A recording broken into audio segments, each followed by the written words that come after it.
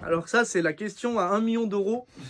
Euh, Parce que en fait, les gens veulent tous savoir la chaîne magique. Ouais. Et on a beaucoup entendu parler notamment de la Golden Chain des rappeurs américains, genre Travis Scott et compagnie. Je crois que c'était U87 qui va dans 1073 Nive et Tubtech CL1B. Moi, j'avais fait une série de vidéos à une époque, justement, c'était sur Mixtavoix.com. Ok, ouais. Et j'ai essayé de reproduire un peu les sonorités des voix de. J'avais fait Hamza, j'avais fait Travis Scott, essayé de prendre des profils très typés, quoi. Genre Hamza, tu reconnais tout de suite sa voix, tu vois. Et en fait, la conclusion à laquelle je suis arrivé en faisant ça, c'est qu'en fait, ce qui fait la voix d'Hamza, c'est juste Hamza, en fait.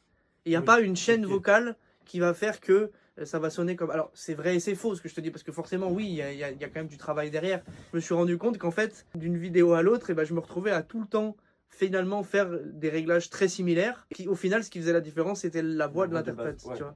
Je peux pas te dire qu'il y a une formule qui fonctionne à tous les coups, mais par contre, ce que je peux te dire, c'est qu'il y a des trucs sur lesquels tu peux très peu te planter. Effectivement, DSR, bah, oui, de l'EQ, oui, de la compression, oui. Mais moi, je m'intéresse plus au pourquoi que au comment. C'est-à-dire le comment, c'est avec quel plugin. Ouais. Le pourquoi, c'est pourquoi j'utilise ça. C'est-à-dire que si t'as pas de problème de sifflante, ça sert à rien de mettre un DSR, tu vois. Oui, d'accord. Parce que, Ouais. non, voilà, parce que moi, Ouais, ça m'arrive de ne pas utiliser de DSR, par exemple. Mm. En fait, s'il n'y a pas de problème, ça sert à rien d'essayer de fixer ce qui n'est pas problématique, tu vois.